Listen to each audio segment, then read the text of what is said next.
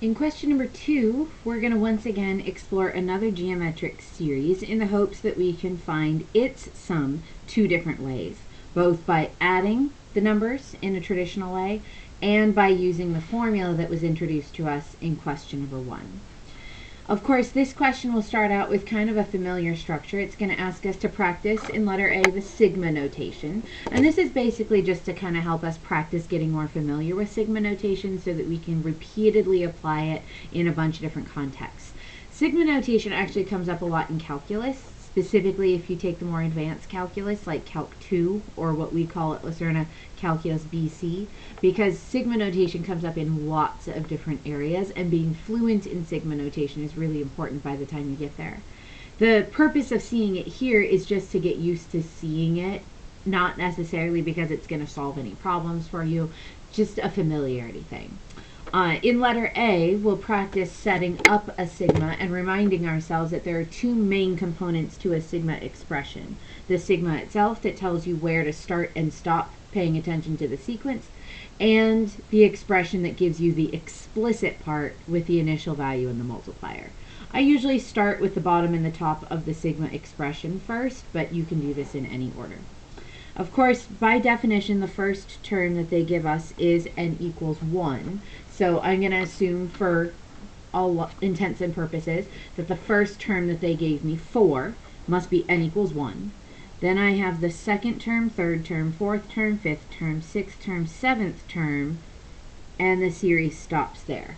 So I can infer then that this sigma, this series, is going to start at term 1, so n equals 1 at the bottom of the expression, and it's going to stop at 7, so I'll put a little 7 at the top of the expression. This is just telling me that, yeah, this sequence could keep going forever and ever and ever and ever, but I'm only interested in adding up from term 1 to term 7. Now's the part where I need to do the explicit expression. The explicit expression needs an initial value and a multiplier. Now, I usually like to identify the multiplier first just because instinctively that's the part that appeals to my brain. I kind of quickly look at something and ask myself, okay, what are we multiplying by? So I can see that to go from 4 to 2, from 2 to 1, from 1 to 1/2, I must be dividing or multiplying by a fraction. So I'm thinking to myself, okay, 4 to 2, that's half. 2 to 1, that's half. 1 to 1/2, that's half. 1/4 is half of 1/2. 1/8 is half of 1/4. So I can tell that we're taking half of something. You can think of that as dividing by 2, to be sure, or you can think of it as a multiplier of 1/2. Either way I think about it, though, I know that when I write it in an explicit notation, 1/2 is the thing in the parentheses that is raised to the power of n. So that part I know for sure. Now I left blank this space before it. That's where the initial value goes, and unfortunately they didn't give me the initial value in this problem. They gave me the first term, but the initial value is the 0 term, the term that would have been before it. So I just need to think a little bit logically here. If I was taking half of something to keep generating more terms in the sequence, I can go backwards and kind of predict what must have come before 4. If 4 was half of something, then just ask yourself, what would have been before it? Well, 8 makes sense, because half of 8 is 4, half of 4 is 2, half of 2 is 1, and so on and so forth. So 8 seems like a pretty logical choice for the initial value, and I'll use 8 in that space where the initial value goes. Now, of course, just like I did in the previous example in question number 1, we can check to make sure this sigma expression is correct before we go on. And to do that, I'm going to just use my calculator for expediency, and I'm just going to check a couple of specific terms. I'm going to check, oops, sorry for the fuzz there. I'm going to check the first term, make sure that's okay, and I'll check the last term, make sure that's okay. So the first term is supposed to be 4. Let's verify that my explicit expression gives me 4. If I do 8 times 1/2 to the power of, n should be 1 for the first term. Yep, I get 4. So that checks out. If I check the last term, 8 times 1/2 to the power of, the last term should be term 7. Plug in 7. I get 0.0625, which doesn't off the top of my head seem like it matches anything, but if I quickly convert 1/16 to a decimal, yep, I can verify 0.0625. That is the right seventh term, so I know for sure my series must be correct. My series must have the correct expression now, because if I plug in any of the n values for the terms we know, we're definitely going to get familiar numbers. So now in letter B it says what makes this series different from the series in question number 1. I'm not sure that there are too many striking differences. It's still geometric, still has an initial value, still has a multiplier. In my opinion, I think the only thing that makes this different is that the multiplier is a fraction. In other words, it's dividing instead of multiplying by something. But other than that, there's not that much of a difference. So I would say in letter B, don't go striking out for really big differences. Don't go looking for things that are really over the top different, because the only difference I can see is that very subtle difference in the multiplier. This time the multiplier is a fraction, where in number 1 the multiplier was an integer.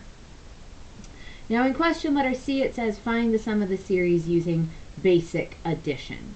Now basic addition just means add up the terms. And to be fair, if you want to do this with a calculator just to make things go faster, I think that is okay. Technically, if we wanted to add these without a calculator, we'd need to do a common denominator, but to do 7 terms with a common denominator does seem a little tedious, so this is where using your tools wisely might be a good idea. Just bear in mind that if you're using most of the traditional style calculators, graphing or otherwise, you will need to put your fractions in parentheses, because that's something that most calculators simply require, just because they don't understand fractions by default. When you get an answer, and it is going to be a decimal if you use a calculator, 7.9375 should kind of give us like, okay, but not really an overwhelming feeling of, that feels right. I mean, you could go back and kind of estimate though. I mean, 4 plus 2 is definitely 6. 6 plus 1 is definitely 7. And then we're adding up a half, so that's like 0.5. And a fourth, that's like 0.25. So I'm up to 7.75. 1/8 is definitely a little smaller, so if anything, I'm like getting closer to 7.8. 1/16 is also really small, so I'm getting closer to the 7.9. So yeah, that does feel right, and it is helpful to not just blindly trust your calculator answer, but to check to see, does that number feel right? Because sometimes we make a typo in our calculator or something is wrong, and we just blindly copy the answer assuming it's correct without ever taking the time to check. So this is a good opportunity to just, again, take that time to build that instinct. We know that the sum is going to be 7.9375. And that wasn't terribly difficult, but as you saw in question number 1, we know that there's another way we could have done it. We could have used the formula. And in question letter D, it wants us to verify that the formula would have worked too. In order to use the formula, I need to identify 3 important numbers. So that's what I'm going to do really quickly first before I write the formula itself. I'm going to identify the 3 main parameters that I have to be able to plug in. I have to be able to plug in a sub 1 to the formula because that's the series first term. According to the original question, the series first term was 4. Then I have to plug in a multiplier for r. We've already established, based on our answer for letter A, the multiplier was 1/2, so I can identify that. N is the number of terms in the problem that we're trying to do. We have 1, 2, 3, 4, 5, 6, 7 7 terms in this problem, so N would be 7. Now I can use my formula, and I'm just going to copy my formula from up at the top in number 1, letter C. The formula says a sub 1, that's 4, times 1 minus r, which is 1/2, to the power of n, which is 7, all over 1 minus r. You'll see I used a few parentheses, and I took some liberties with the parentheses here just to show that the power of 7 does technically belong to the entire quantity 1/2. If I didn't write parentheses, sometimes it looks like it's just going to belong to the number on the top, the 1. We know that's not quite right.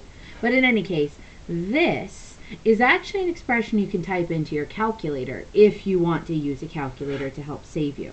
Now, in fairness, 1/2 to the power of 7 is going to get pretty gigantic. And then you're going to have a pretty awkward common denominator situation. Then you'll have to divide by a fraction, which involves that keep, change, flip thing we used to use. So a calculator might end up being a good choice here as well.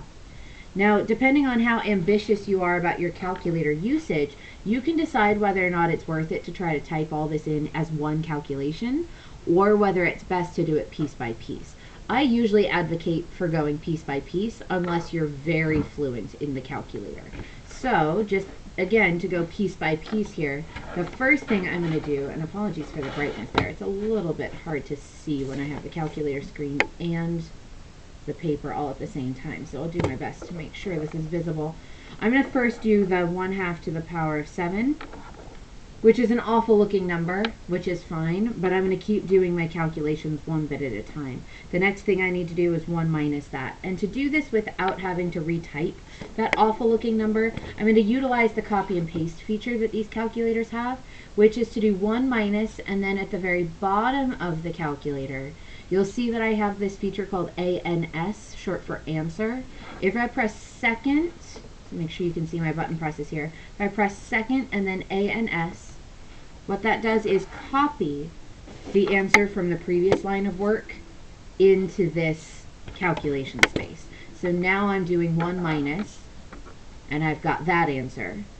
Then I'll do times 4, and then I'll get that answer, divided by, and this is where you can make a choice. I'm going to divide by 1 minus 1/2. You can type that in as 1 minus 1/2, or you can quickly do that mental math and realize that's just 1/2. But sure enough, notice the answer we get, 7.9375. So even if you typed it into your calculator differently, it's clear that the formula gives us the exact same answer. So we know for a fact the formula works because we can verify it against the actual numbers that we generated. We know that it gives us the exact same thing. So the moral of the story is simply this. Whether you do these problems by basic addition or with the formula, you do have to kind of make a commitment. It doesn't make sense to do every problem twice, once with addition and again with the formula, because you're going to end up getting the same answer. It's just kind of redundant and not very efficient. So make a decision. After having seen these examples, which way makes more sense to you? Is basic addition the safer route? If so, do you have the tools necessary to be able to generate the terms, a calculator specifically? Then if so, you can stick with that method and it's totally fine. If you feel like you need to do this formula approach to feel more secure, then make sure that you understand the formula. Do you know what each of the terms of the formula means? Do you know how to plug them in? Are you comfortable with the order of operations or the cleanup necessary to make the formula work? Because if so, you're in fine shape. In the last video, I'll do one more example from question number 3, but if you feel like you kind of get this already, I don't think you need to watch the last video. I think it would be fine if you simply work on question number 3 and check your answers using the answer key provided in the learning plan to ensure that it all makes sense. Your overall task today is to finish through question number 4. So if you finish question 3 and 4 without watching the last video, that's completely fine. If you need one more example to help you feel 100% secure, the last video in this playlist will walk you through one more example using the formula specifically so that you have something that you can latch on to.